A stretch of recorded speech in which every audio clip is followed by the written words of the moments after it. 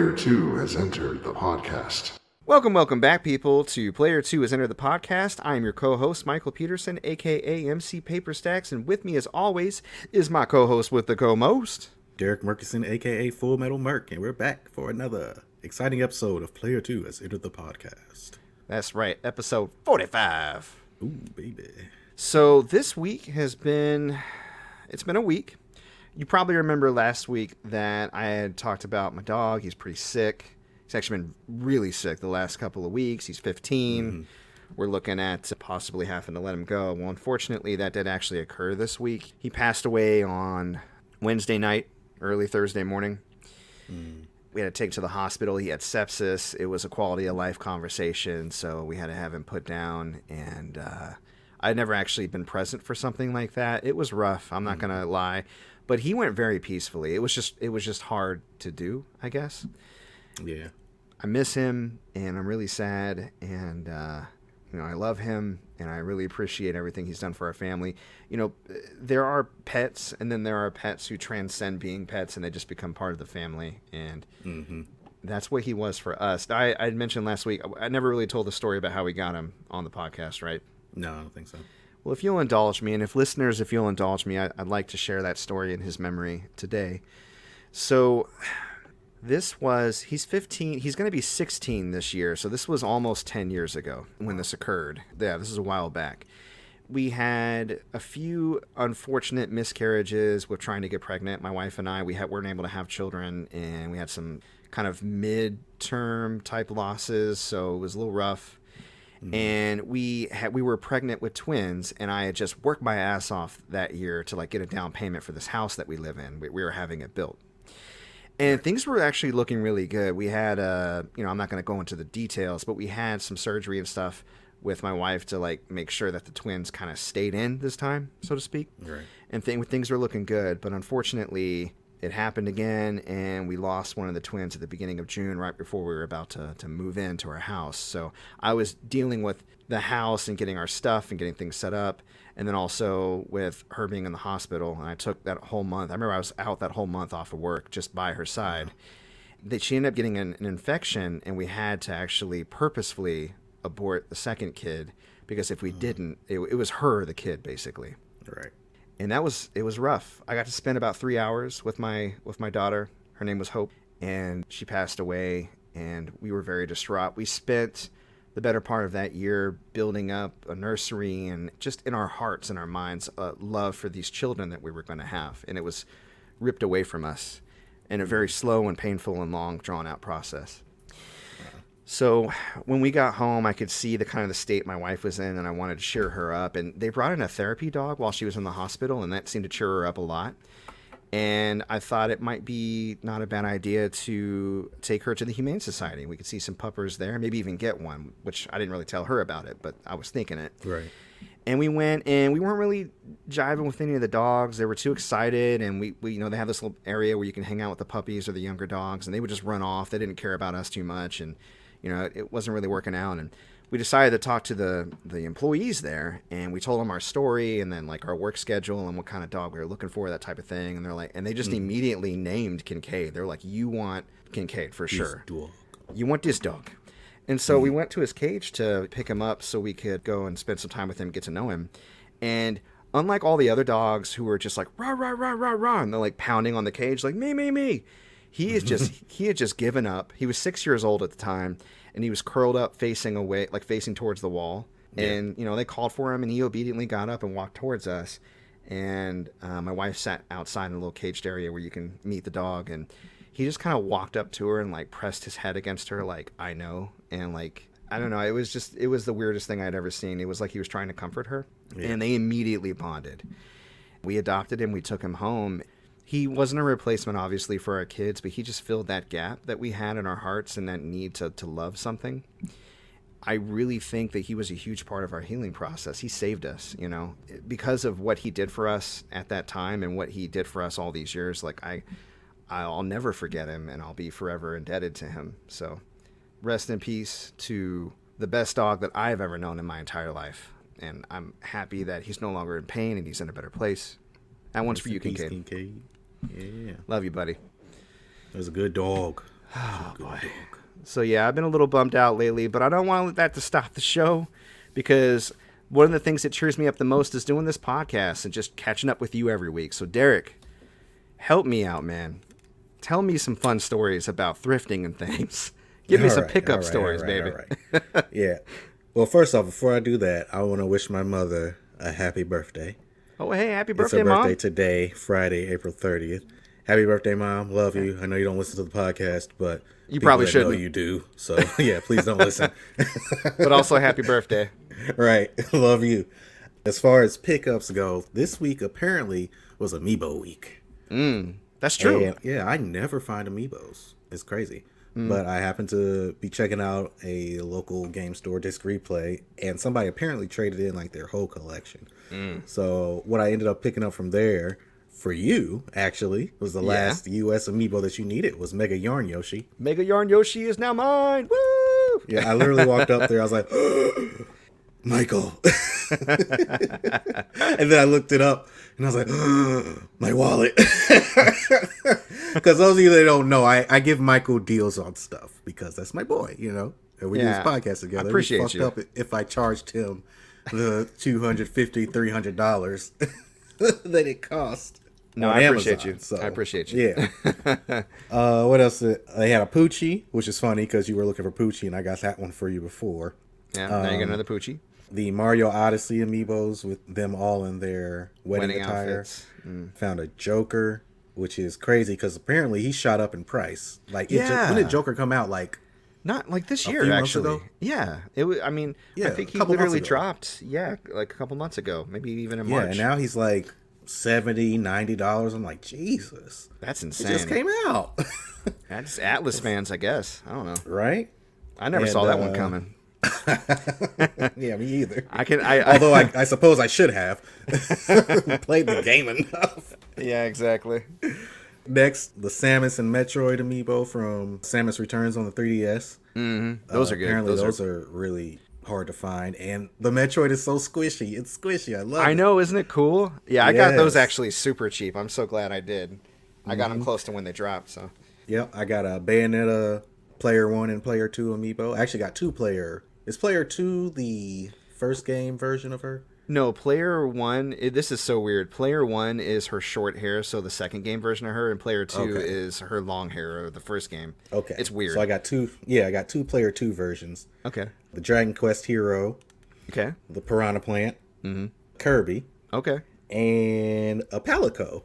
The Palico Amiibo from Monster Hunter Rises. Yeah, that just came out. Which is crazy. That just came out. So all these are like open box and everything. If they were sealed, that would have been so much sweeter. But it was really dope to find Amiibo. I spent way too much money. And I always keep spending like $500. Amiibo appreciates like a motherfucker, though. I'm going to talk a little bit about that later on because it ties in some of my updates. But man, I can't believe how much they appreciate. But yeah. Yeah, it's crazy. And it's kind of like, I want to get into like buying a bunch of them when they come out, but you just never know. You never know when Nintendo's going to reprint them, like with the Guardians. No, I feel you on that. I really do. It's like the same thing with Funko Pops. Like you just don't know. I wish they would reprint some of them because I mean there are some that are so expensive I'll probably never get a hold of them.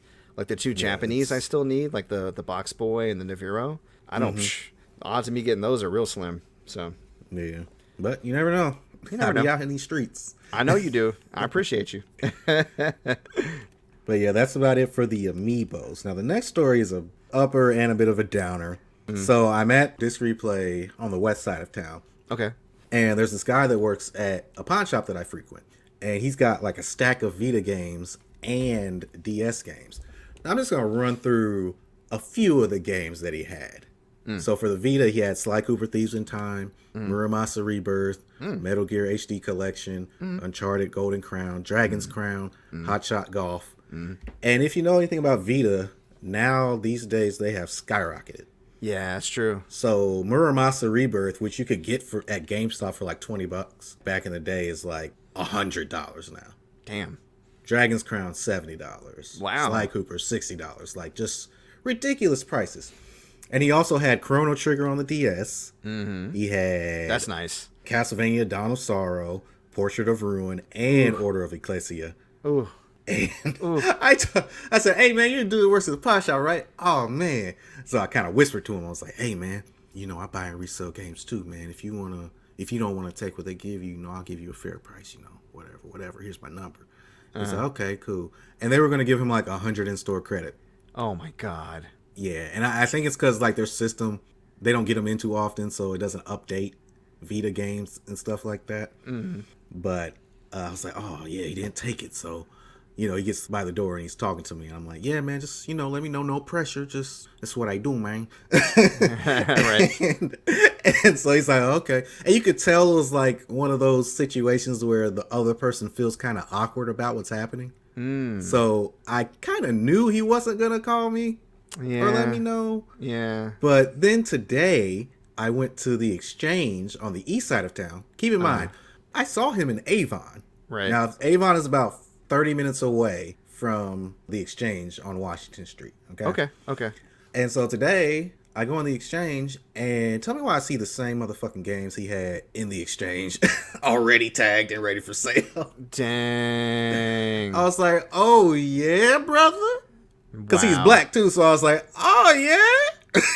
You gonna do a brother like that? Solidarity be damned. Out? And I don't know if he thought maybe I was going to try and stiff him on the price, but I was really going to give him a fair price. I was probably going to give him like 50% of what they're worth, which is more than he was going to get from the exchange. You probably should just offer the price from jump. You probably didn't know how legit you were. Yeah, that's true.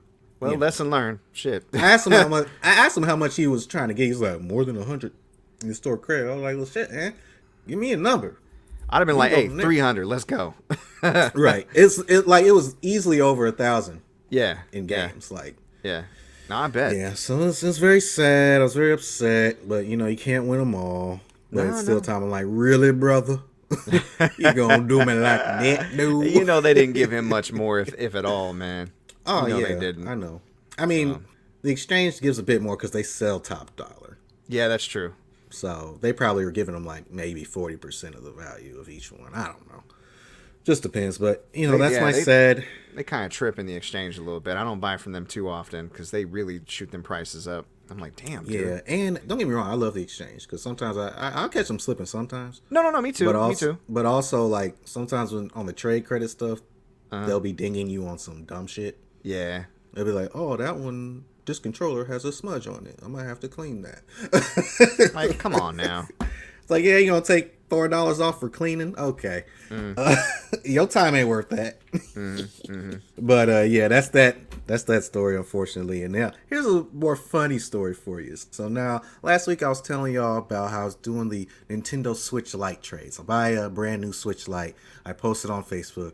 We'll trade for other games and stuff. Retro I let games people and stuff. know. Yeah. Yeah, I let people know up front, hey, I buy and resell games or in an online game store. And they're like, okay, cool. Because then you know that I have to make money. But some people just don't give a shit. And I'm going to read some of the responses I get. Okay, is this still available? Yes, it is. Okay, how much? They didn't read the description. Okay. I say, read the description. And they said, I have a PS3 but no controller. Wow. So right. Apparently that's what they want for that. And then someone else said, hey man, I have a PS3 but it's locked and needs an original wired PS3 controller. Easy fix. It's just I don't have the controller. Safe motor or whatever. If you're interested, hit me up. I'm like, you want to trade a brand new Switch Lite for a non-working locked PS3? Wow. Okay. This is the last one I'm going to do because there's so many of them. But this one is the funniest. Is it still available? Yes, it is. And the price that I put is $1, like just because it's a bullshit price. I get you. Yeah. Yeah. Is it $1? Oh. No. Must be the first day on the internet. Bruh. How much? Read the description. And then she sent back, oh. That's where I was going to send back, oh, indeed. But Vicky told me not to. Yeah. Although the fact sometimes I want to be such a dick, man. Well, I mean, did you have to write "oh"? You could have just wrote nothing or "oh, my mistake" or I don't know. Yeah, it's fair wild, enough. But no, I remember buying and selling stuff online and whatnot, and how fun that was, and I gave that up, especially nowadays. But yeah, whew. Yeah, good stuff. Wild. That's what's been going on with me, man. Yeah, well, this week lot of crazy I got shit. myself a new games tracker because the old one I used, which I had a paid version of the app, because I don't mind paying for something if it gives me, decent use. I had something called VG Collection Tracker Pro, and I use it to track all my video games and various stuff, like is it digital, is it physical, how much I paid for it, when I got it, stuff like that, just so I keep track of it, right? And they had an update in like a year, and then all of a sudden it wouldn't connect to games databases anymore. Like I used to be able to enter the name, and then a games database would pull up all the data on the game, so I wouldn't have to go searching for it. So I'd just have to enter the personal stuff, like what I paid, where I got it from, shit like that. And then I go and I check the reviews, and people were saying online, like rating it 1 star, like it's not supported anymore. No one reaches out from customer service, blah, blah, blah. And I'm like, great. It's just a dead unsupported app now. Awesome. That's a thing. So I went searching for a new app, and I found this one called Gameye, or Gameye, because I kind of starts into the end of game. It actually tracks video games and Amiibos, and it automatically pulls the Metacritic scores of the games that you enter in, and it has barcode tracking, which the other one did too, so I could just scan barcodes. But it also tracks the value depending on if you say you have complete in box, or like just the disc, or just the box and the manual, or just the without the manual. Like it actually tracks that level of worth for your collection, and that's actually pretty cool. So I went and scanned all my physical games. The only thing I didn't scan, this will probably actually significantly up the worth of my collection now that I think about it. I have several Indie Box PC games. Remember Indie Box? Mm-hmm. I imagine they're probably worth a decent amount, so this is without those. But my game collection, as it stands right now, is worth almost $30,000. I was like, hey. Ooh, not bad. Not bad. So that was cool. You want to know the system that's worth the most money that I own, like as far as the games? PS2 probably. PS2, yeah. Yeah. PS2, then Switch, and then GameCube. Even GameCube is probably one of my smaller collections, but that just goes to show you how much they go for, the GameCube games. Right. Now, my Amiibo collection really surprised me. I have 198 pieces. One is a duplicate because I have Ken Loose and Ken in Box, but I have 198 Amiibos out of what they say is supposed to be 223 total, so I'm not exactly sure how they track. They probably use like the cereal box Amiibo and all kinds of other stuff, but guess how much that collection's worth? I don't even know, man. Like $3,000? Over $5,000. Dang. Talk about Amiibos appreciate like a motherfucker, and a lot of them are loose. That's the thing. I mean, I have a few in box, but a lot of them are loose, man. Yeah, that's the thing with Amiibos. I found that in box or not, most of them tend to stay around the same price. They go for it, man. Yeah. Yeah. So shit is crazy. Wow. So that was kind of cool. I mean, it's a bit of work to have to take thousands of pieces of media and then like re-enter them into a system.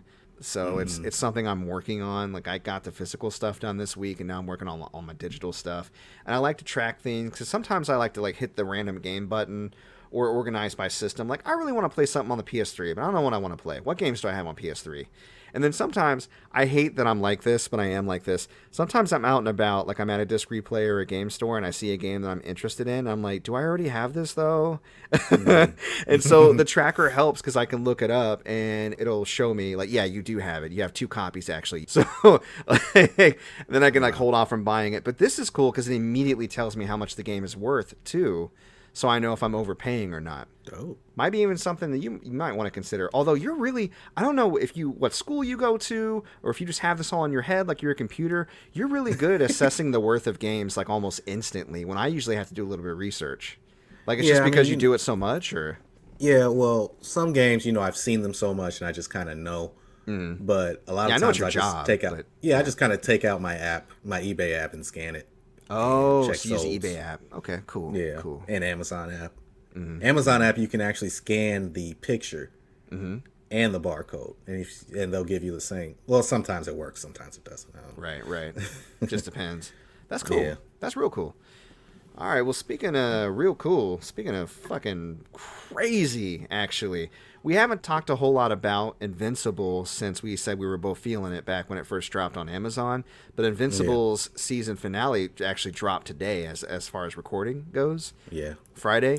I caught up today's episode and last week's episode because I hadn't seen it yet. And I kind of want to... Yeah, I was going to say, I kind of want to get into spoilers a bit. So if any of our listeners haven't seen all of Invincible, first of all, if you don't mind something incredibly violent, and oh my god, is it incredibly violent. I mean, it's animated, but it is incredibly violent. I would say give it a shot. I think it's written really well, and I really enjoy the show from start to finish. But yeah, maybe hit the timestamp for games we're playing, because I think we're going to go into it for a bit. I just want to say, as a whole, I talk a lot of shit about anime, right? And I think one of the things that really bugs me about anime is some of the anime I don't like writes itself into a corner and then just writes a solution on the spot. Like, well, it's true, you've defeated all my jutsu, but you don't know about my secret Deus Ex Machina jutsu. And then, you know, and then they win, and you're just like, that shit wasn't set up or earned. Right. And what's weird is in the universe of Invincible, where you have so many different superpowered individuals, and then you're including like the universe, you know, the fact that one of the main characters is a Viltrumite, he's from a planet way far away, like a Superman analog, basically. Right. They come out of nowhere with stuff, and you don't really know what the power level is. Like when Battle Beast showed up and just fucked everybody, you're like, who is this guy? Right. And normally that would bug me, but I stay engaged with the show, and I really enjoy the show, and I realized that you can write a series like that where stuff does come out of left field, as long as the characters and the situations and the way that everybody reacts around that new piece of information or that new event that occurs, how it's written in. And you don't necessarily have to set up ahead of time, as long as everything feels organic once it shows up. Right. I just thought that was interesting, because it would be one thing if you say Invincible is helping that guy and he knew about Battle Beast and how strong he was, and he was like, oh yeah, Battle Beast, I know about this guy, and he's like, what? But it was just, it came so out of left field for everybody, it kind of felt like it fit, you know, like there could be somebody like this strong in the universe. Or at the last episode today, when they brought that old one style Cthulhu's like giant beast that Omni-Man had already defeated in Japan once, like, oh yeah, we augmented him. Right.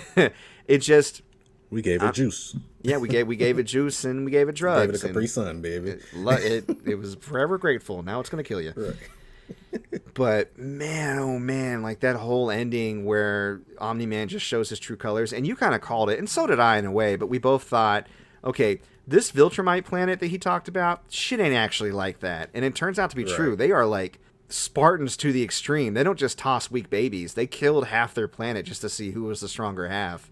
And then they which took I was that like, philosophy. what the hell? I know, that was crazy. And then they took that philosophy and started spreading out to other planets. Like, you will live under our empire because we're so strong. Fuck you. Right. Just, oh my God. It was so much more basic, but also more terrifying than I ever could have imagined.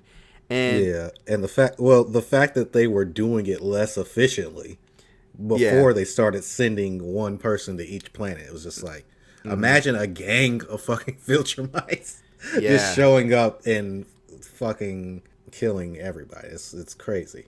Yeah. Anybody that resisted and just being like dumb, unfathomably strong. Because that's the thing. Omni-Man is very strong, and the only thing that really saved Mark's life was just him actually having had grown feelings for his family. Yeah, that little bit of humanity that he obtained. Yeah. And he somehow magically busted out the same amount of teeth that Mark was missing from the memory he remembered about him at the ball game. I was like, oh, that's cute. Yeah. He got his teeth back, by the way. Do Viltrumites grow back their teeth, or are all those they kind of have to pearl installs or whatever? I guess they have to. Did they just give him fake teeth? I'm just trying to figure it out. Yeah. I don't know, because the same thing with Rexplode, he got his teeth back that he got knocked out. Yeah. So I don't know. Teeth just grow back in Invincible. Like, we don't care. Yeah. I love how his eyes remained bloodshot red like the entire episode, because it made it seem more intimidating and just made him seem crazier. It's like, what the hell is wrong with you, man? I noticed that.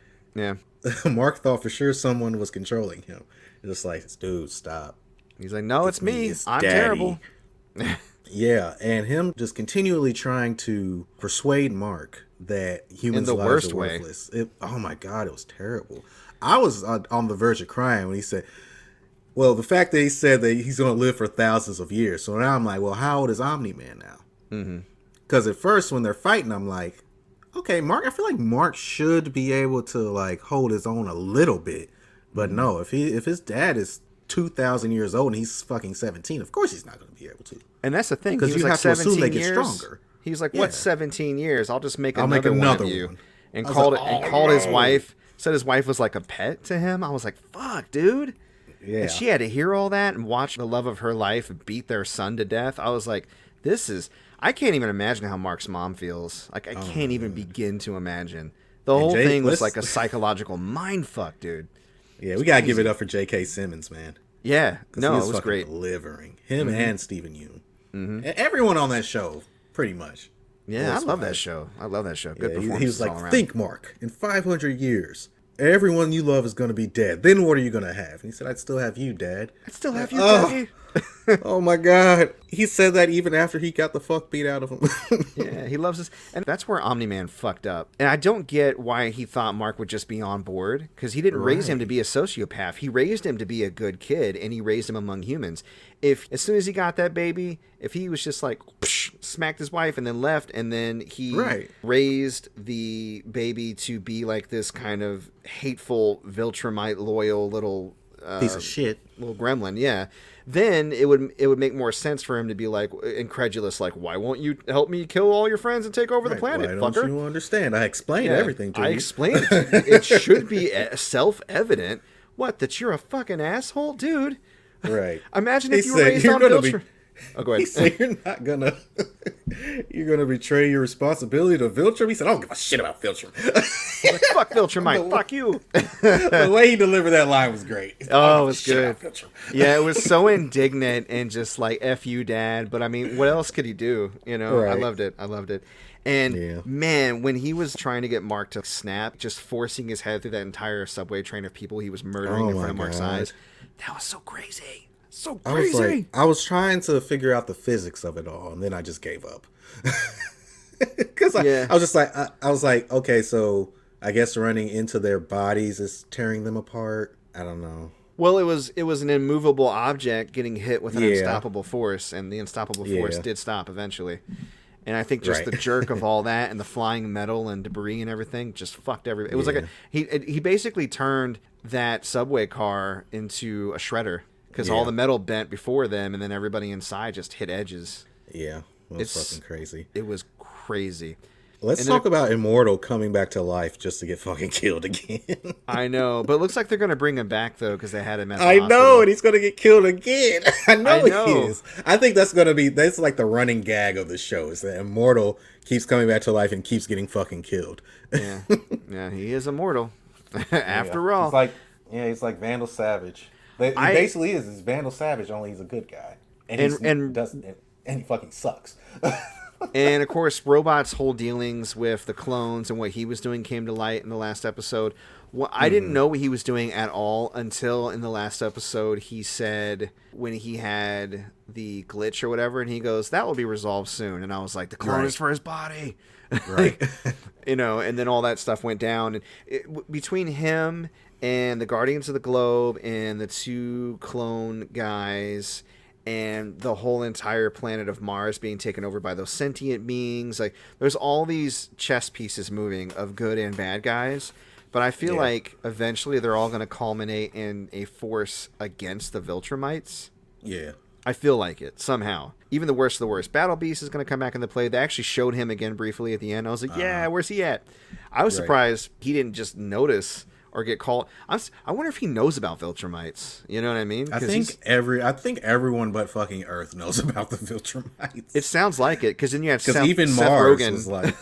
No, you're right. No, even Mars knew about him. You're right. What did they say? I can't remember in the episode. He said, I'm the king of Mars. Of course I know about fucking Viltrumites. Yeah. Well, no, but then he looked at who you are. No, but then he looked at the other guy, and the guy was like, "Oh, that's I thought true. he was bullshit." He did say that. Yeah, he was bullshitting. But the Federation of Planets, or whatever, that Seth Rogen's character is from, like when he came back, like, "Hey, there's a Viltrumite living on Earth," and then Mark was like, "Yeah, I know." Have a seat. And that was cute. Yeah, that was kind of funny, and they had that exchange. But it sounds like there's a lot of people out in the universe that are against the Viltrumite Empire, and Mark and Earth may be the key to possibly defeating them. So yeah, it's gonna be crazy. It's been renewed for seasons 2 and 3, so that's exciting. Yeah, I'm gonna hear for it. I actually really enjoyed the show. I mean, some of the episodes did feel like filler, like the college episode, but obviously it set a few things up too. But for the most part, I mean, shit was just wild from start to finish. So It really had me invested, and it feels like the Game of Thrones of animated comic book shows, because people can just die. It's just gonna happen. You know what I mean? You can't really get attached to too many people. Even Mark, I was like, Mark might die today. I wasn't sure if he was gonna stick around, but you're bringing up Game of Thrones, and now that I think about it, they did not show, outside of King's Landing, they didn't show a whole lot of civilians. Mm-hmm. Like, just something I was thinking about. So civilians weren't really in the crossfire that often, except for that last season. Ooh, boy. Yeah, and so far, this show feels more planned and well thought out, like the beginning of Game of Thrones, rather than the hot mess it became after, like, season 4 or whatever. But, right. We'll have to wait and see how things go. But, again, listeners, people, if you're not watching Invincible, what are you doing with your life? Get on it. Also, I gotta say, I don't know if it's just the pandemic or if it's just luck or what's going on or if I'm changing. I don't remember watching this many fucking TV shows in my life. Doesn't it feel like we're just constantly barraged by like awesome TV shows lately? Yeah, I think it's that so much new stuff is coming. Like me, I used to watch a bunch of old shit that I missed. I never was like watching stuff week to week. Right. Until Game of Thrones came out. Game of Thrones is like the first thing was coming on week to week that I was like, oh, I gotta catch this every week. That's true. That's true. Watch it. Mm-hmm. Yeah, but now it's like you said, we're getting bombarded with just quality shit because they know they can't slip. Yeah, you can't slip. I feel like we kind of have to thank Netflix for that. Netflix definitely kind of pioneered, I think, taking TV, especially streaming, more seriously and putting money into it. And then once everybody else saw, like, oh shit, people actually watch and enjoy and talk about that. You know, the Disney Plus came through with their shows. They got good Star Wars shows, good Marvel shows, and they've all been pretty decent and entertaining. And Netflix continues to put out their shit, waiting on that Stranger Things whenever that happens. Pandemic. They're gonna be fucking grown.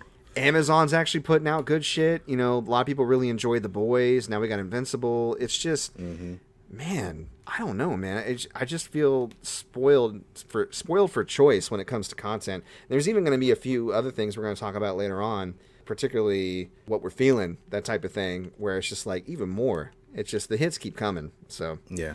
All right, man. Well, speaking of the hits, I want to talk to you about what you've been playing this week, man. This is a video game show. Aside from a few pickup stories and amiibos, we need to talk more video games. I got to know, man. Derrick, this week, what you been playing? Yeah, so, I finished Super Mario 3D World on the Switch. Me and Vicky started up Bowser's Fury. Okay. Pretty dope. Love that I can control the camera. Yeah. Just like in Odyssey. Felt like Odyssey, yeah. Yeah, we were playing the 2-player, and the 2-player is a bit flawed. Yeah. Because you both can control the camera, and that just leads to all types of hijinks that, somebody's off screen, somebody's fucking off and hitting something that's not there. Like, it just... Well, try giving the second controller to a 5-year-old and tell me about that. I know.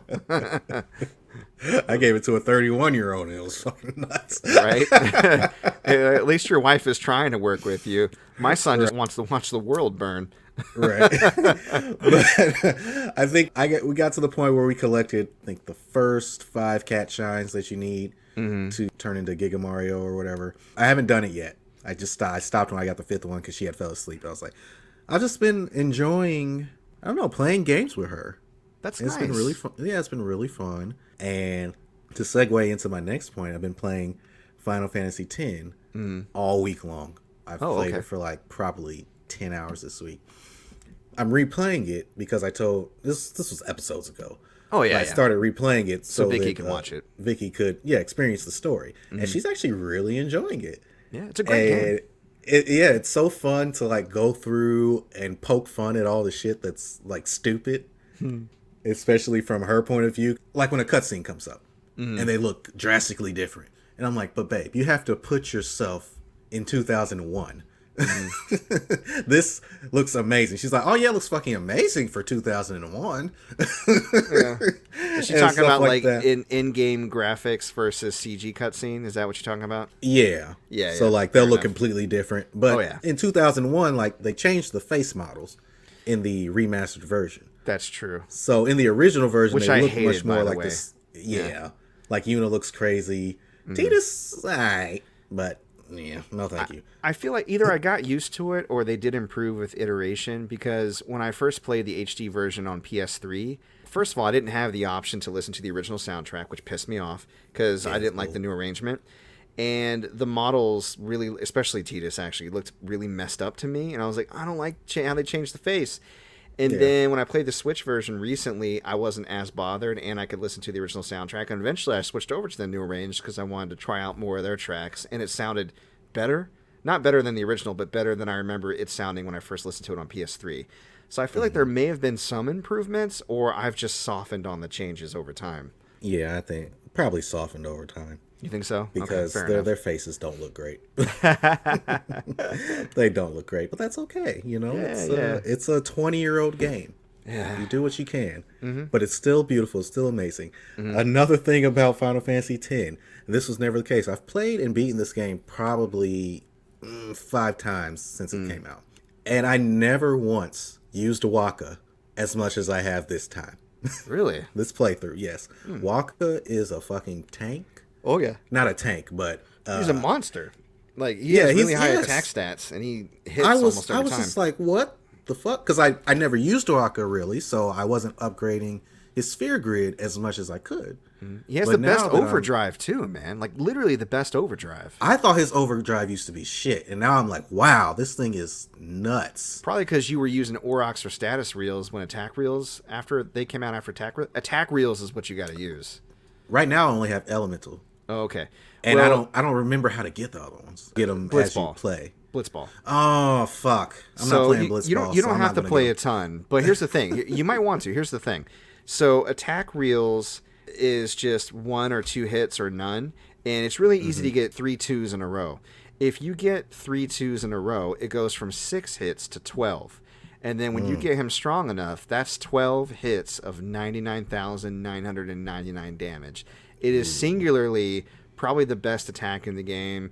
Maybe save for, like, I don't know, Anima doing the punchy punch. Or the Mega Sisters with, like, a lot of their damage. But I don't even know if they do 12. But he is so easy to beef up. And then just... I was using him late game to farm a lot of the tougher monsters so I could finish out the Spear Grid just so I could fight Dark Aeons. It is impossible to beat a Dark Aeon without Waka. Yeah, I don't even think I'm going to attempt doing the Dark Aeons. No, you'd have to put in hundreds of hours, and I know that you don't have the patience for that. But if you ever do, Waka's your man.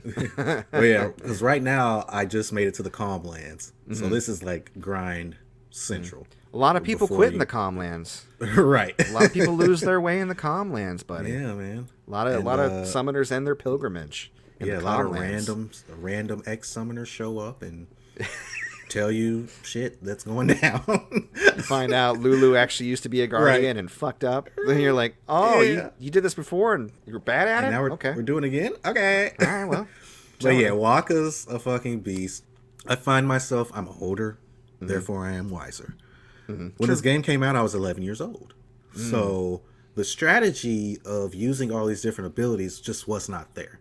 So now I find myself using Riku, using luck, getting everybody's luck up, and realizing that, luck correlates with getting critical hits and evasion and stuff like that. I'm using reflex to get my evasion up. I'm customizing my Aeons, giving Valfor Firaga, which helped me beat Belgamine's Shiva like in 3 fucking turns. Like it's just I used to throw a lot of stat points into Bahamut and then eventually Anima when I got him, because after that it's over. It's a wrap. Right. So it's nice to see that as I've aged, I am now able to enjoy this game that I've beaten so many times even more. That's great, man. And yeah, it has me feeling maybe I need to go back and play Kingdom Hearts 2. Because, these 2 games Kingdom Hearts 2 is my favorite game. And Final Fantasy X is not far behind it. So, I don't know. Maybe I'll play some Kingdom Hearts 2 next. Yeah. I don't know. I just, I hate getting caught up in old games, but I love it at the same time. Because, I got a backlog. And it's not as big as it used to be. Because some games I just chopped off my backlog. I'm like, I'm not going back to play that. So, yeah, man. I can't always take this advice, but let me impart some advice to you as far as the backlog is concerned. I mean, yeah, it's there. Don't worry about it too much. Just play whatever brings you joy. And if that means you're not progressing into your backlog and you're going and playing a game that you love for the 80th time, if you really do enjoy playing it, fucking just play it. Don't feel guilty about it. Games are meant to be enjoyed, and it's okay to be a collector and buy shit you're never going to open. I mean, first world problems, whatever, it's fine. Right. Do it. Hey, pro tip, by the way, you may already know this. For reflex and luck and focus and cheer, you can use them up to 5 times as far as stacking, and then after 5 times, they don't stack anymore. So there's a limit. Yeah, they stack. They stack up to 5 times. Changed my world. Yeah. So Changed my world. All right, buddy. So that'll help you out. So little pro tip there from one Final Fantasy X player to another. Awesome.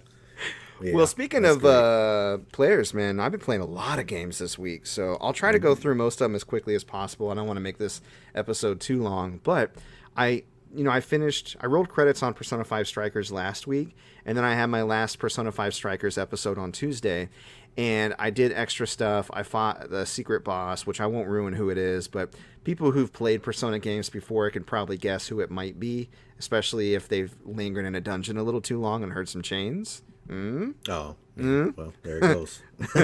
Well, I mean, again, not a huge spoiler, but it happens after you basically do all the requests. And then once you defeat that secret boss, Lavenza allows you to do New Game Plus file. And you can actually, when you go in the New Game Plus, you can keep all your levels and your personas and everything. And you can start what's called Merciless difficulty. You cannot switch to the Merciless difficulty once you select it. And to give you an example of how hard it is, do you remember the opening of Persona 5 Strikers where you're fighting, regular shadows, you're fighting jack-o'-lanterns and pixies? Lilies, pixies, yeah. And the pixies use Zeo. The pixies could kill Joker, who had 99 in all of his stats. They could kill him with Zeo if they hit him twice. Oh, my God. So that's what I'm working with right now. I have a team of Persona. I literally had to switch to Thor so I wouldn't die from getting hit with an electric attack. So now I have to think about what my Persona will absorb or null as far as damage is concerned. And I have to be extra careful about when I get hit. So I can deal damage. It almost feels like, this is a weird comparison to make, it almost feels like lethal difficulty in Ghost of Tsushima, how you could dish out a lot of damage, but you could also take it not very well either. So it felt like you could kill an enemy in one hit, but they could kill you in one hit. It feels a lot like that in Merciless difficulty in Persona 5 Strikers. I'm at the top of my game. I grinded out a perfect team. I went into Merciless as prepared as you could possibly be, and I'm still always on the edge of getting bodied. And it's exhilarating. So I'll probably be playing that casually from now on, going through Merciless difficulty. I'll let you know if the game hinted there's some new shit in that game mode, but the story would be the same. So I don't know what that means. If there's like extra bosses, I'll let you know if I see anything cool. Upgraded personas, I don't know. Yeah, who knows? Well, there is one persona you get access to only in New Game Plus, but you don't have to be on Merciless difficulty, and that's Lucifer.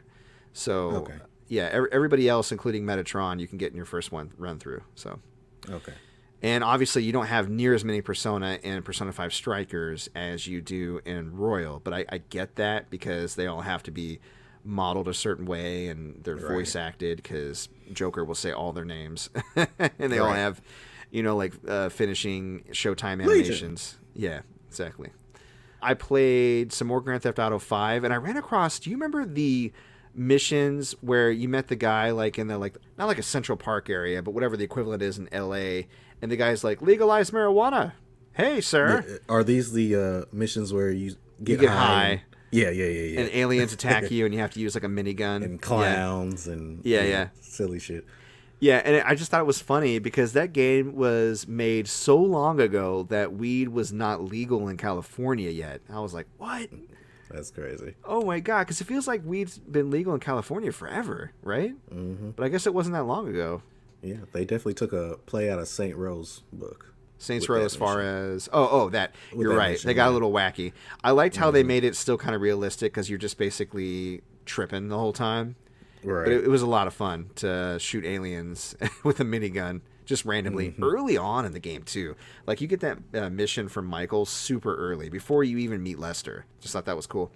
For Brawlers, I dusted off the 360 and I played some X-Men Origins Wolverine. Okay, I remember that. It is still so good. The character models and the cutscenes and, of course, the movie it's emulating is terrible. But just the moment-to-moment gameplay and thrashing people as Wolverine in an M-rated game, just mwah. Yeah, I remember his leaping being so awesome. Yeah. Just leaping from enemy to enemy. Yeah, and it's definitely crucial. You want to keep moving around so you don't get hit too much, especially when you have a lot of enemies with guns. But yeah, it's really good. It's so good, in fact, that I made Monday a part 1, and I think I'm going to run through that game on Mondays for Brawl and finish it before I move on to another beat 'em up. All right. Yeah, expect more X-Men Origins Wolverine stories. So far, I got through the lab where they took away his powers momentarily, and you had to kind of sneak around, which sounds annoying, but actually ended up being kind of interesting. And I'm towards the end of it now, where I save that girl that's teleporting me around. So that is where I am at. Tokyo Jungle. I've been having so much trouble getting my component to HDMI working for me to capture footage, because I have to use components on PS3 because the HDCP or the HD copyright protection is permanent. You can't toggle it, so you can't stream PS3 directly through an HDMI cable. And the problem I was having with my components is the footage on my OBS would freeze every few seconds. I told you about the problems I was having PS2. Yeah. Same thing with PS3. And it inexplicably just started working while I was fiddling with it on Thursday. And I was like, what? So I thought I had to play a one-off because we're planning on playing Returnal for the mainstream next week, but it's not coming out until today. And I didn't really have anything else to do in Persona 5, so I needed kind of a holdover or a one-off. So I decided to play Tokyo Jungle because you can play as a dog. And I thought that'd be a cool way to, So I dedicated the episode to Kincaid. I played as a Pomeranian. I played as a Sika Deer. I played as a Golden Retriever. That was the longest gameplay section. I got through like 54 years. So for those who don't know, there's a survival mode in Tokyo Jungle. It's post-apocalyptic Tokyo. All the humans are gone. All the pets are becoming feral and fending for themselves. Animals escape from the zoo. So you could run into a feral fat cat or a porcupine, or you could run into a hippopotamus or a monkey. Like, it just, eventually you run into like velociraptors. You're like, what the hell? Yeah. So it gets really wacky. And you get caught in this gameplay loop where there's missions you can do, like mark a certain number of areas or attack a certain number of other animals if you're carnivore, that type of thing. And the idea is you go through cycles of life, about 15 years for a dog. So you want to eventually mark all the territory in an area of the map and then find a mate and then have the next generation. The better the mate, the more puppies that you get in your litter, and then all those puppies are basically extra lives because they'll all like follow you around and they'll be there if you get killed, and the next puppy will kind of take your place. And you go in this loop, and so you try to survive as long as you can. And the years go by like really fast. Like I would say from one year to the next, it's maybe like 60 seconds. Maybe longer than that. I don't know, because I felt like I was playing for a long time. But I played up through like 54 years before I got just annihilated by a million lions. I attacked one lion by itself, and then all of a sudden the map was full of lions. I was like, where did all these lions? It almost felt like Tokyo Jungle was like, okay, you've played long enough in this run. We need to end it for you. I was surviving too well. It felt cheap a little bit, but I had a ton of fun with it. And I think it's super cheap. Like, I don't know if it's still...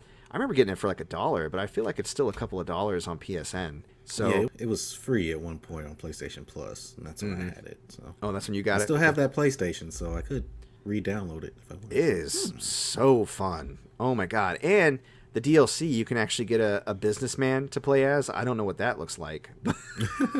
Or a Cro-Magnon man, so you can run around as humans if you want to in that game. And then there's a couple other DLC characters that they didn't put. There's enough animals in the main game that you don't really need to buy DLC if you don't want to. But either way, it's cheap, it's accessible, it's a fun time, it's a good little arcade experience. I recommend it highly. I tried out the Miitopia demo that came out for Switch. And I sent videos of you because I have, back from our Smash parties, I have Miis of you and Vicky and my other friends and Kristen and everybody else. And so I was populating my village and the party with the different Miis that I had and having fun with how the videos are playing out. It's a fun little basic RPG that has elements of like character bonding. It plays well with Amiibos. I was scanning in like a bunch of outfits from my Amiibos and getting tickets for like extra gold or access to items and stuff like that. Honestly, I had a lot more fun with it than I thought I was going to have. Like, it definitely feels basic. I still don't think they should charge $60 for it. I feel like I would probably buy it if it was 30 or less, to be honest, and I would have a really good time with it and not regret it. But that's one to keep an eye on, I think, especially if it goes on sale. Cool. I played the Simpsons game, PS3 version that I bought from you. Okay. Yeah, it's pretty neat. I like the concept, and I like the fact that they go over a lot of video game tropes and stuff, especially from that time period when the game came out. It was cool to see a lot of the Simpsons-style spoofs of like Metal Gear Solid and other games. The camera is just constantly fighting you and making you want to not like the game. And some of the platforming, there's a lot of platforming in the game, is really wonky. And I think that holds it back from being really decent. It's fun and enjoyable, but I spent just as much time being frustrated as I was having a good time with it. And I spent about 4 hours with it. So 2 hours of frustration, 2 hours of fun. I don't know if that's a great ratio. So Yeah. something interesting, a great little piece of gaming history for people to go back to if you ever find a copy of it out in the wild for 360 or PS3. But just go in knowing that it's not perfect and you may have to get past some bad camera and bad platforming. Little Nightmares. I finished Little Nightmares last Friday, and wow. Yeah. Crazy. I don't want to ruin it, but it's wild. And I got the DLC queued up for tonight. So I'm going to play the first piece of DLC tonight. There's 2 other pieces after that, and then I'm going to eventually go into the sequel. I was going to go straight into the sequel, but I remember Momo-chan saying that it was actually important to play the DLC, so I went ahead and bought the DLC. It was on sale on Steam for like $10. So figured, why not? Be checking that out. And that leads me to the last game of the week. I think you know what's coming. You know what it is. It's that Pokemon Diamond Nuzlocke, baby. Ooh, nuz my locks.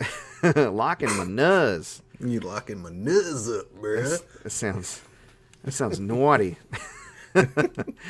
So this is part 8. So I defeated the gym leader Candace that I was fighting to get to in the last episode, the ice gym leader. She used Pokemon that I have 4 times effectiveness against, like Abomasnow and Sneasel. Like, grass ice or ice dark, fighting is going to annihilate them. But then she also pulled out a Metacam, which is psychic fighting. And I'm like, aren't you the ice gym leader? What is happening? You're like, anyways, you don't have enough Pokemon. Yeah, it was hailing because of the Abomasnow. So with it taking damage from hail too and a couple of fire wheels, I was still able to take it down pretty easily. I left the gym and I went back to Lake Acuity. And the Team Galactic goons that were blocking it had moved. Near the lake, I caught the tail end of Commander Jupiter defeating my rival and kind of rubbing his nose in it. And then she left for their headquarters in Veilstone. And so I went to Veilstone. And I went up to the headquarters. I remember not being able to get in before, but there was a Galactic team member on the outside, and he saw me and just ran off, and he dropped a warehouse key that let me into the basement. And I fought my way through to the upper floors of the actual headquarters to challenge Cyrus, the leader. I defeated him pretty easily, and he gave me a Master Ball as a way to recognize my skill. I was like, okay, thanks, bro. And then he said I could proceed if I wanted to save the 3 lake Pokemon that they nabbed, as he didn't need them anymore. He already got what he needed from them, and then he left for the summit of Mount Coronet. Now, this I found odd. He stole those Pokemon to create this item that he can use to summon Dialga, I guess, and we'll get into why later on. But to me, if the legend is those 3 Pokemon were able to stop Dialga and you're trying to summon Dialga, wouldn't you want to keep those Pokemon to make sure they don't stop Dialga? None of it made sense. Right. Anyways, whatever, he left. So I went ahead into the lab overseen by Commander Saturn. Saturn was baffled that the boss let me go too, and he challenged me to a battle. He sent out his Toxicroak after I KO'd his Kadabra and his Bronzor, and this time I was ready to take my revenge. Because Jimmy knows Earthquake, you motherfucker. This is for Bimmy, baby. So after I laid him down with an Earthquake, Saturn stood back, and I released the 3 Sprite Pokemon. And then he mentioned that Cyrus used them to craft a red band, and that was what he was going to use to try to bind something on Mount Coronet. We know it's probably going to be Dialga. Okay. So I left for Mount Coronet and proceeded to climb up to the peak. It is huge, and the climb took a long time. Between battling wild Pokemon, fighting Team Galactic members, and navigating the caves and the mountainside, I must have spent, the better part of a day trying to get up to the damn peak. And when I eventually arrived at the peak, which is called Spear Pillar, I found all of the leaders of Team Galactic, who called forth Dialga with the red chain they got from the 3 legendary sprite Pokemon. And then cool graphics, by the way, and effects. I was like, oh, this is kind of neat. I forgot about all this. Just all the space-time warping and weirdness. Right. They mentioned that they plan to use Dialga to end all existence and thus end all suffering. Where have we heard that before? So, right. Like, I'm going to end all suffering by ending all existence, said Japanese antagonist. So said Seymour. Right. Said Kuja. Like, right. Pretty much every Final Fantasy villain. So, right. My rivals showed up to help me take on Mars and Jupiter. And after we defeated them through, the double team, Dialga began to construct a new universe around itself. And just when all hope seemed lost, what do you know? Those 3 legendary sprite Pokemon showed up and stopped Dialga, like I thought they would. And they also crumbled the red chain in the process, so Cyrus couldn't start him up again. Cyrus was pretty distraught by what occurred, and he vowed to capture the sprite Pokemon again, then create another red chain, and then start over once he finished thrashing me. I was like, fair enough. So he took out his Honchkrow, and despite it being super beefy, I was able to defeat it. And then I switched to Jubilee when I saw he was bringing in his high-level Gyarados. Now, Jubilee being a Luxray and being an electric Pokemon should be able to get 4 times the damage. Unfortunately, this Gyarados, knowing Intimidate, already lowered my attack, and my electric attack is attack-based, and it was 6 levels higher. So Jubilee was able to go first, but did not one-shot it with Spark, and then Gyarados retaliated with a devastatingly powerful Earthquake. It just melted Jubilee's HP down to almost nothing. So with warning blips of red zone HP blaring in my panicked ears, I ordered one more Spark, put that beast down for good. After that, Goku made short work of his Weevil with close combat, and then he brought out his Crobat, which normally I would have Jubilee handle, but again, she was too weak, so it was up to Jimmy to pull his weight once again. Crobat was 6 levels higher than Jimmy, and even his not-so-effective flying moves actually did about 1/3 of HP damage to him. So when I missed the first Rock Blast, I started to get kind of worried. Jimmy activated his Quick Claw that he was holding so he could go first on the second turn, but he landed only 2 hits of Rock Blast and then barely broke even with the damage he had already taken. The third turn, he brought Crobat down to a sliver of life, but also suffered dire wounds, so both me and Cyrus healed our Pokemon in the following turn. And then after that, Jimmy just clutched it out. He did more Rock Blasts, he got in a critical, finally finished it off. Cyrus was done. He rambled a bit about becoming a god or something, and then he left. And I'm like, whatever, man. Professor Rowan and Dawn appeared, and they were like, hey, look at Dialga. I think he wants you to tame him. He was dragged out by Cyrus and forced to use his power, and he's upset. But I think you could be the one to stop him. I knew this would be the ultimate boss battle. Me and my Pokemon versus this legendary time-space bending dragon of steel and raw power. I slowly approached Dialga, steeled for battle. I reached into my bag, and then I smacked it with a Master Ball. Bye, Dialga! I named it OP and banned him to the PC. Right. After the quote-unquote battle, Rowan told me that it was the most thrilling thing that he had witnessed in 60 years, and Don said we should leave. Right. So that's the end of that's the end of episode 8. We'll see what happens next. I got one more gym, and then it's off to the Elite Four to see if I can actually clinch this thing.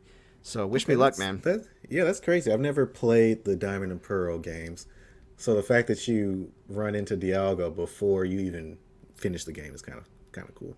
Yeah, they do that too. If you go through the entire series, the penultimate legendary Pokemon, on the box, sometimes you run into them pre-Elite Four or post-Elite Four or pre-8th gym or post-8th gym. Ruby and Sapphire were like that too, if I remember. I don't think you were completely finished with the gyms before you got access to them, but don't quote me on that.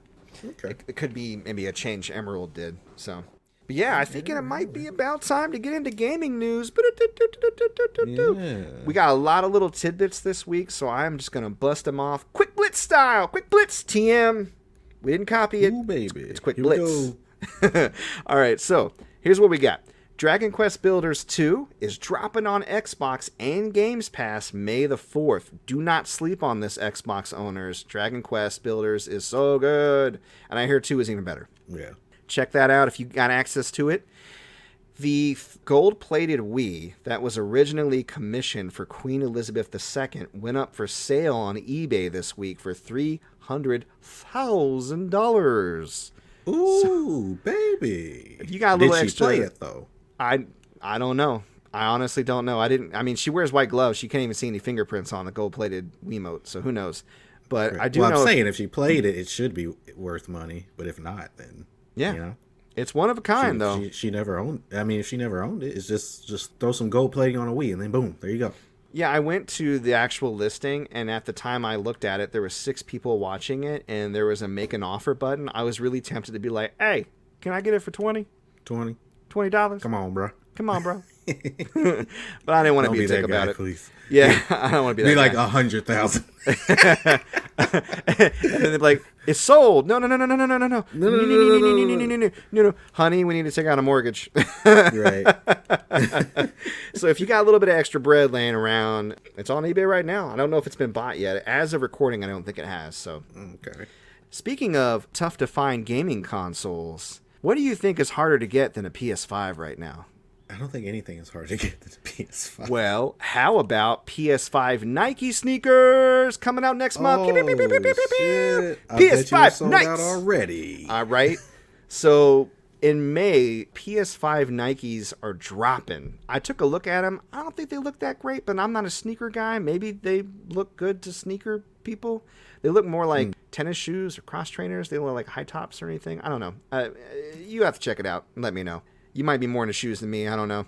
Shoe people, shoe heads. Any shoe heads in our listening base? Check out the sneakers. Man. Let me know what you think. It's crazy. I used to be real into shoes. Now I just wear my boots everywhere. I don't work even use boots. laces anymore. I use Velcro because I can't bend Right. down for longer than 3 seconds before wheezing, and then my lungs hurt and my ribs, they poke into my legs. None of this happens yet, but it could. You never know. Right. Hell, that There happens are- to my ass. There are rumors of a possible extra Smash Ultimate character for the second Fighters Pass. So check this out.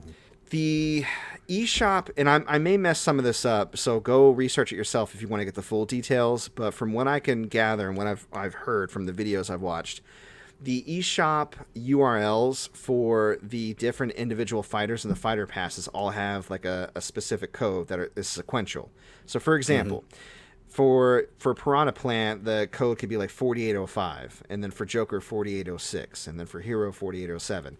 And then the last one in sequence is the bonus Mii armor that you got for, I think the Mii costume was Rex for the first Fighter's Pass. So after the last fighter, which would have been Byleth, then the next sequence would be that Mii costume, okay? Now, in the second Fighter's Pass, it follows the same logic, it looks like.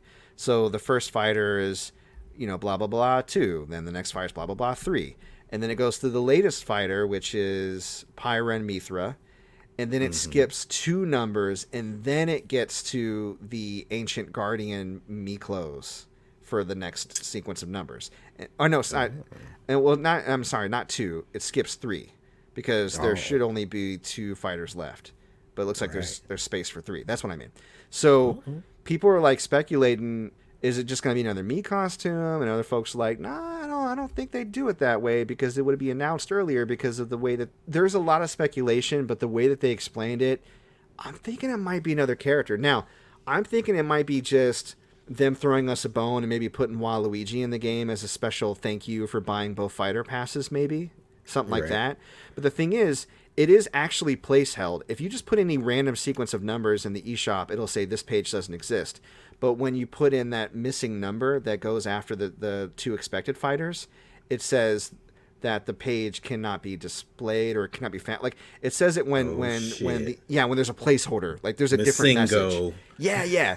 Missing-o, baby. for Smash. Confirmed.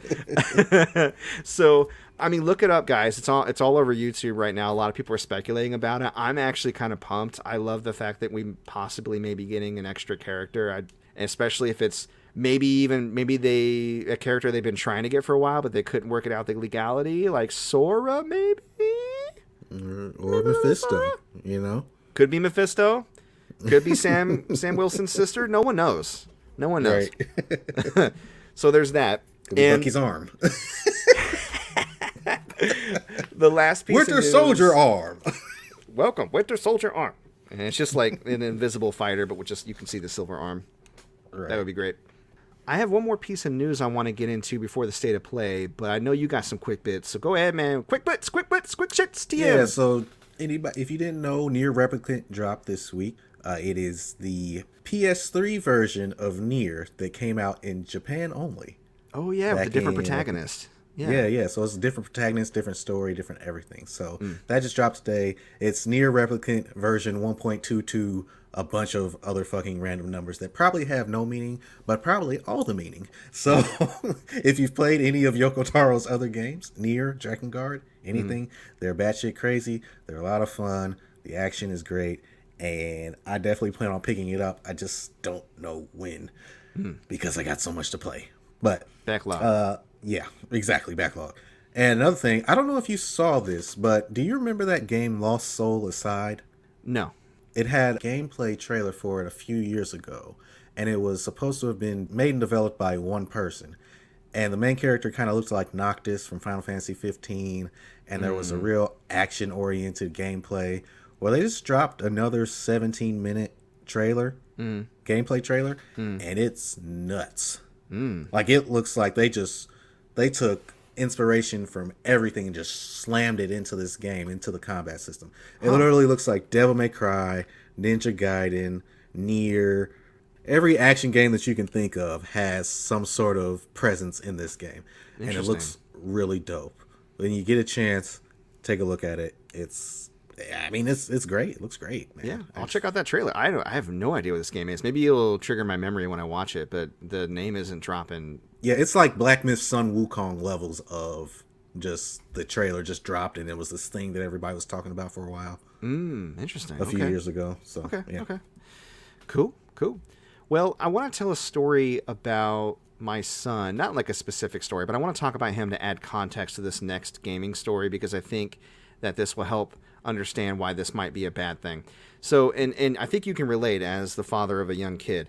So my son is starting to form a real attachment to his toys or his action figures or stuffed animals. He's assigning them personalities. He's setting them at the dinner table, and he loves them, right? And if you remember far back when you were a kid, I mean, I feel like that's young enough to where you can easily forget feeling like that. But anybody that has nieces or nephews or kids or can remember what it was like, a favorite toy can be like a companion for a kid. It can be really important. You'll grow to care about it. You become distraught when they're missing, like almost like you lost your little brother or your little sister. You know what I mean? And I find it interesting that Nintendo pulled this move. You recall that Lego and Nintendo partnered to make Lego Mario sets, right? Yeah. The Lego Mario is electronic, and it connects to the Wi-Fi, and it actually gets updates from Nintendo. Okay. So far, okay. It emotes. Yeah. I get maybe it needs to, what it needs to interact with new Lego sets. Okay. Well, about, I want to say a week before the release of Lego Luigi, Lego Mario, and there's videos of it on the internet, you can go check it out. Lego Mario started calling out for his brother. Luigi! Oh, Luigi, where are you? Yeah. Help, Luigi! So he's basically calling out for his brother. Now, imagine you're a little kid, and your favorite toy is calling out for his long-lost brother, and then you find out that his brother is out there, and now you're like, we got to get that toy. Right. That's crazy. This is so fucked up. It's basically Nintendo advertising directly to children and emotionally manipulating them into buying another toy. That's what it seems like to me. It's next level shit. It is next level. And I can't believe that nobody thought that this might not be the greatest idea for to manipulate a child's love for their favorite toy by having that toy ask them to buy another toy that they miss, their brother. It was just fucked up. And I get that they probably thought it was a cute marketing thing. But again, I'm not hearing that because I'm not. I mean, obviously there are grown-ups that are playing with the Lego fucking Mario set. But if a child's playing with it, the parent bought it for their kid. The parent's not hearing that message. The kid's hearing that message, and they have an emotional attachment to that message of marketing, of buying something. So, shame, Nintendo, shame. I mean, what do you think? I'm not a fan of it for obvious reasons that I just explained, but yeah, it's quite shameful. It if I do sucks. say so myself. That's why I want to call out that creepy too, context. man. It is really creepy. It's super creepy. Luigi, I need you, my brother. My brother. So just keep an eye out, parents. If your kids are buying toys that can connect to the Wi-Fi, maybe think twice before doing it. I don't know. They might call out for new products. Right, or they might, What the fuck, Nintendo? Chucky on us. Yeah, exactly. All right, so Sony did drop a State of Play this week. It actually dropped on the 29th. It was very short, so shouldn't take that long to go through. They talked about 3 games. There was a trailer for Subnautica Below Zero. I never played the original Subnautica, did you? No, I never played it. I was always interested to play it, though. I gotta say... Wasn't it one of the free games? You know what? It might have been, and I don't know if I downloaded it. Or was it Absu? No, I think that might have been Absu. Okay. I'll have to go look, because if Subnautica is anything like this trailer, I want to check it out. Below Zero showed a really interesting, vibrantly colorful world that had a lot of deep sea exploration. You can make a little base, and you're like searching for another team that was down there. You're interacting with or being attacked by or befriending a lot of different sea creatures that are fucking wild. And everything just looks really interesting. Below Zero is going to drop on PS4 and PS5, I believe, on May 14th. Okay. So go check out the trailer for those who are interested in possibly like a decent first-person adventure game. It looks like a fun experience to me. I was very intrigued just by the trailer. They announced that Among Us is dropping on PS4 and PS5 this year. They didn't give it an exact date. I thought it was already on PS4, but that's just shows you how much I pay attention to Among Us. But they did advertise that exclusive Ratchet and Clank skins can be used in Among Us for the Sony platforms. Cool. Oh, cool. And speaking of Ratchet and Clank Rift Apart got a beefy gameplay and weapons trailer. And it got me super... Like, I think I told you before that something explodes in my brain when I smack a box with the ratchet. Yeah. And, like, bolts fly at you. And I'm like, ooh! I was watching this trailer, and it was giving me that feeling just from watching it. I was like, oh, this looks so good. It's beautiful and detailed. They showed the weapons and talked about how each weapon affects the haptic controller and the trigger pulls and the vibrations, and it just looks so gorgeous. So if you're at all planning to buy the game and excited about it, and you're not one of those people that I don't want to watch any trailers because it might spoil something for me, because I don't think this spoils anything. It just kind of gives you the general conceit of the beginning of the story. I think it's a cool gameplay trailer to check out, and it got me super excited. Just as a reminder, Rift Apart drops on June 11th, and I will be getting that. That is going to be my mainstream game after Returnal for sure. I love Ratchet and Clank. I've beat and platinumed every single one that there is. OG Ratchet and Clank fan. Yeah, I haven't played the first 3 or Deadlocked. You can borrow them from me if you want. They're worth it. Yeah, I mean, like, well, no, I have played the first. Well, technically, I played the first one because the remake of the PS4. But I know it's different. But fair enough, yeah. Yeah, I played a little bit of it on the Ratchet and Clank collection, but I beat all the future games and Nexus and the PS4 version. But yeah, Ratchet and Clank is dope. Yeah, Up Your Arsenal, which is the 3rd game in the series, is probably the best there is. So if you're gonna go back and play any of the older games, play that one. But if you're gonna go back, play all of them. Yeah, bring back Jack and Daxter. That's all I'm saying. Fair and enough. Sly Cooper. All right. We need 3D platformers. I was gonna say, of all of those franchises, though, Ratchet and Clank has always been my favorite. I think just the combination of the wacky weapons and the currency system and the levels and the planet traversal and everything, I've always been a huge fan. Like, the other games are great, and I've actually beaten all 3 of the first Jack and Daxter games, but nothing really hooks me like Ratchet and Clank does. So I'm super excited. I can't wait. Yeah, awesome. All right. Well, speaking of being super excited, this week, Derek, I just gotta know, sir, what you feeling? This week, I am feeling Castlevania Season 4 trailer that dropped. Oh, goodness. Oh, my God. This is going to be the final season of the show. Oh, it is? It looks... Yes. So this is going to be the series finale for the... Oh, wow. Yeah, it's going to be bananas. Now, I'm assuming that... Because, with Castlevania, a different Belmont takes up the helm of Slaying Dracula. So I'm thinking that there's going to be a sequel series and that they'll continue making them with new Belmonts. That'd be cool. Because I believe... This one's based off of Castlevania 3. Yeah, this is Trevor and Sypha, right? So Yeah. their son is Simon, I believe. Oh, cool. Yeah, I believe their son is Simon. So Right. but it just shows us a whole bunch of awesome shit. Yeah. Isaac's whereabouts, the vampire sisters. Someone's trying to resurrect Dracula, obviously. Of course. And the comedy is there. The action is there. Alucard's kicking ass. Mm-hmm. Oh, it's going to be so good. And it comes out May 13th. Woo! They were just like, and guess what? It comes out in 2 weeks. So, yeah, I can't fucking wait. I'm going to binge that all in one day. I'm trying to get Vicky on watching it. Because if she can watch Invincible, she can watch Castlevania. Because her thing years ago was just not being really able to watch gory stuff. But we're watching Invincible. We're watching The Walking Dead. We're watching, Game of Thrones and shit. Like, this is fun. Mortal Kombat. Yeah. You can watch Castlevania. Kristen was like that too, to be honest. She really was. And then she got into True Blood, and then I was just like, yeah, you can't use that excuse anymore. And she's like, okay. Right. Yeah. I mean, right. There's still some stuff, like, we're not going to just sit and watch Saw, because I don't want to watch that shit either.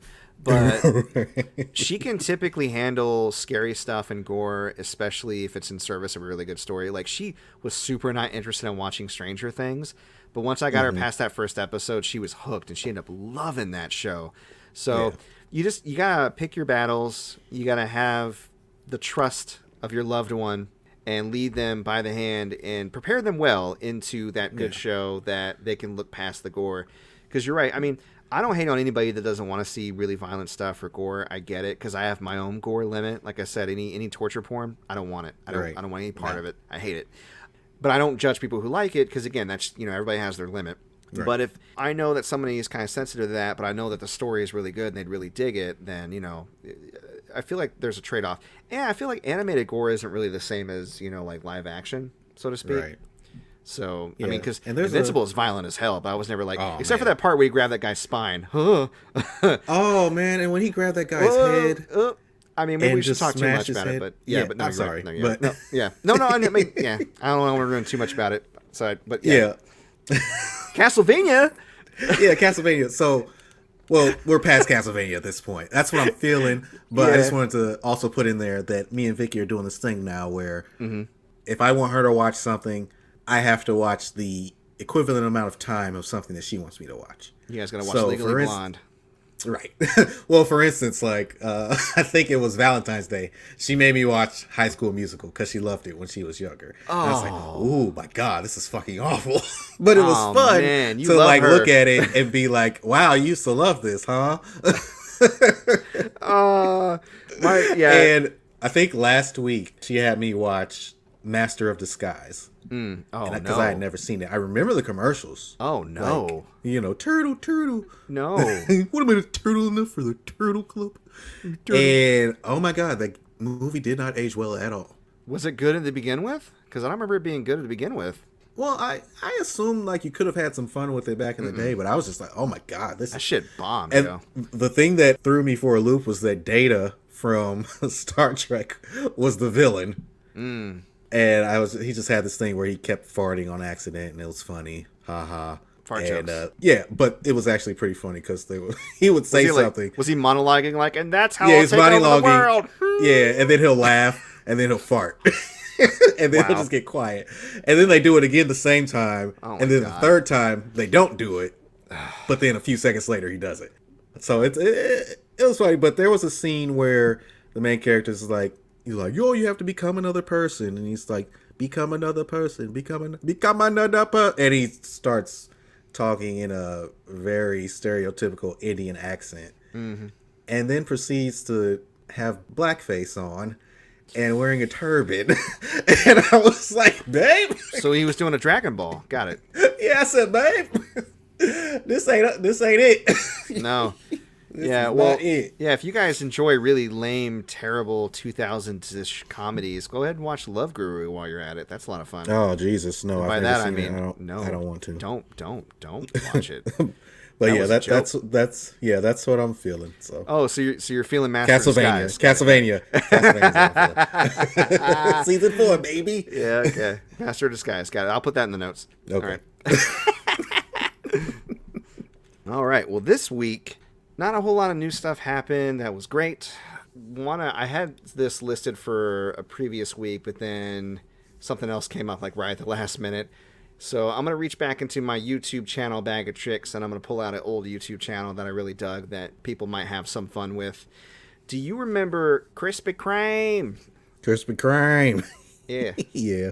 Or Froggy Fresh. Yeah. He had to change his name because Krispy Kreme was like, hey, no. Right. There's this kid that raps on the internet, and I think he's doing a bit. Because he held character so well on Tosh, and because he was on Tosh eventually. That's not where I discovered him. But you and I have been watching YouTube like it's cable for the last decade or more. But Right. he got famous for doing this kind of really low budget rap song, and he's got like his partner Moneymaker Mike, I think, something like that. But he's just got like this South Carolina accent. He's like, I am the baddest dude around. and at one point in the video, like he looks like he needs to blow his nose. It's just really stupid. And he actually made a bunch of other songs, and it started to get almost kind of Fresh Prince, Nightmare on Elm Street ish, where like he would rap about like, you know, parents just don't understand, or why is James crying? 'Cause he just got dunked on. And it's just a rap song about them playing basketball in their driveway. It's just stupid shit, but it's so funny. So if you want to bop and laugh a little bit today, go check out the YouTube channel. Search Froggy Fresh on YouTube. You'll be not disappointed. He did a rap. One of my favorite things he did was he did a list of stuff that he wants for Christmas. It was like a Christmas rap. He said the first part of the song, he goes, first things first, go figure. It's a brand new John Cena action figure. Second thing, guess what? It's a real cute girl with a real cute butt. I was like, okay, fair enough. Right. So he's got bars. Yeah, he's got bars. It's charming. He talks some shit about Jay-Z. Says Beyonce wants to get with him. I was like, damn. Okay, wow. Nice. Shots fired. Right. So, that is what I am feeling. That old YouTube channel that I have not seen in a while, but nothing new happened this week. So there you go. Okay, cool. All right. Well, that, my friend, ladies and gentlemen out there in the crowd, that is the end of our episode. Thank you for coming out. We do appreciate you.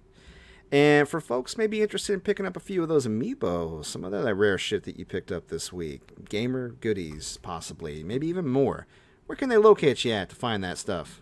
They can check my eBay store out, ebay.com/str/gamergoodies and more.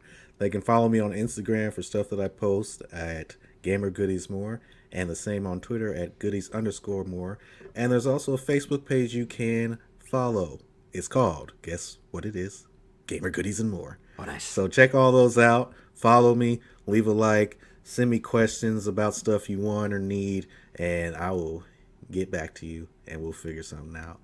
And you can just enjoy, the stuff that I post, because I'm doing better at posting stuff daily. So You sure are. it's not gonna be fucking barren, no post land. So Right on, man. Right on. All right, and if you're interested in the show, you can find us, of course, at our hub, anchor.fm/player2 is enter the pod. And we post every single Sunday. You can find our episodes pretty much anywhere podcasts are available. Google Podcasts, Breaker, Overcast, Pocket Cast, Radio Public, Apple Podcasts, and Spotify.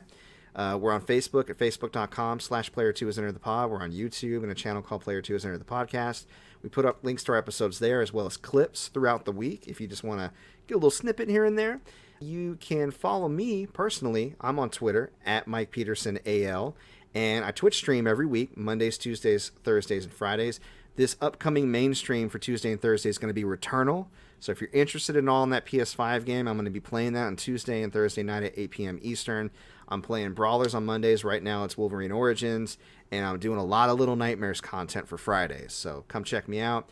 Previous episodes are on YouTube at MC Paper Stacks Plays. And if you want to get a hold of us to ask any questions, maybe come on the show, maybe make some suggestions, comments, criticisms, whatever you got, you can email us at mcpaperstacks@gmail.com. And that, ladies and gentlemen, is our show. all right. It was a good one. Had a lot of fun today.